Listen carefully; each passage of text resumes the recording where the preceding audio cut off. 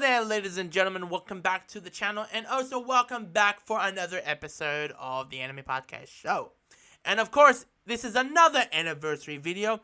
We'll be celebrating, my gosh, it's been 50 years since this series came out, and becomes a huge hit in the later years, celebrating this milestone, this robotic cat that came from the future named Doraemon. Let's take a dive into the series, why it's so popular to this day. This franchise has gone wild since their 79 series, and after that it had a bit of a boost. And fans love this little gadget cat and why it's so popular. Well, let me give a little rundown how this character became a popular character to this day. So, it was written and illustrated by Fujiko F. Fujio. The manga was serialized in December 1969 with 1,345 chapters, compiled into 45 volumes, got published by Shogakukan from 1970 to 1996. The story is about a young boy named Nobito Nobi, or in the English dub named Nobi, who is a kind-hearted and honest, but he is also lazy, unlucky, weak, and getting bad grades, and bad at sports. One day, a robot cat from the future named Doraemon is sent back to the past by Nobi's future grandson, Nuishi Nobita. To take care of Nobi, and Doraemon helps him to make his life better with so many gadgets, and there would be times facing different problems. Also including his main friends, Takashi, Suwa, and Shizuka. But in the English dub, their names are Big G, Snitch, and Sue, with these incredible journeys where they are gonna go throughout the whole story. Now you know the characters' names, now let's take a look at an anime series that came out with their first incarnation that came out 50 years ago. In 1973, Doraemon anime series had their brief run with attempting adapting the manga. It aired on April to 6 months later in September that year, ending with Goodbye Doraemon episode that aired it every Sunday from 7 p.m. to 7:30 p.m., having two 11-minute segments to each broadcast. But somehow, its popular had a very good ratings, but it came unsuccessfully what happened behind the scenes.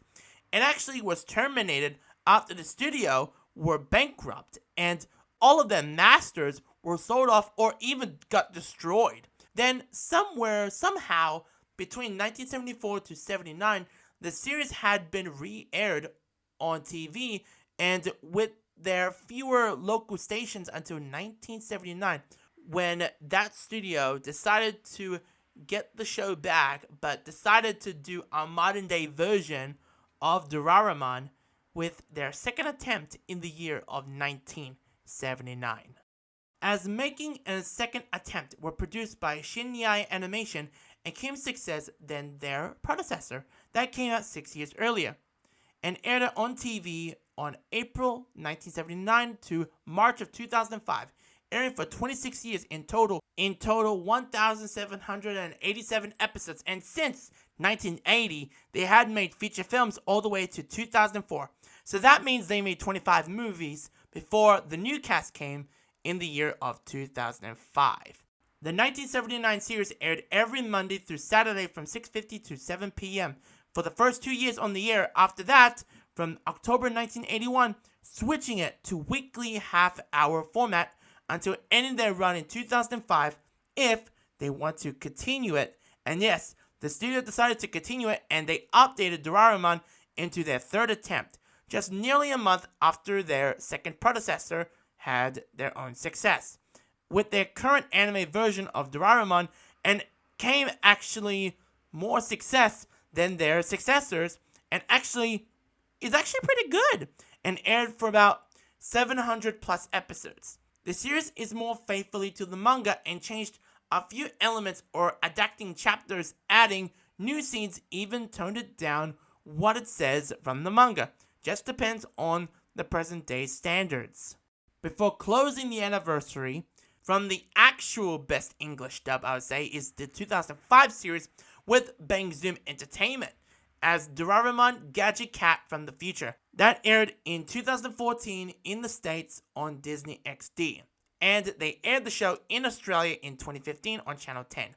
But back to the movies. They'd actually made 3D computer animation films called Stand By Me Doraemon 1 and 2, and actually been dubbed by Bang Zoom Entertainment cast in 2014 and 2021.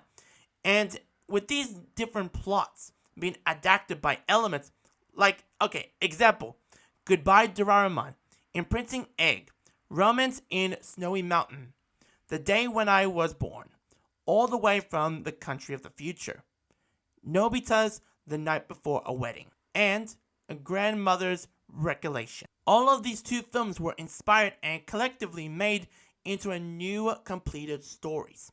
Might as well have to say is, what is the legacy of the Doraemon franchise anyway? Keeping the legacy alive, but generally it's consideredly as one of the best known mangas of all time, and a true Japanese cultural icon as an essential part of family life, of the Japanese post-war generation, and kids still enjoys Doraemon. And a couple of years from now, this story is not going to end anytime soon, because they have no ending, so maybe it will never end. So that is that. So happy 50 years of Doraemon of the original series, but the franchise has been on for 50 plus years. That's nuts. So let's keep the franchise going, and thank you everyone who's been listening or watching this. I really appreciate it. Take care of yourselves, everyone, and peace.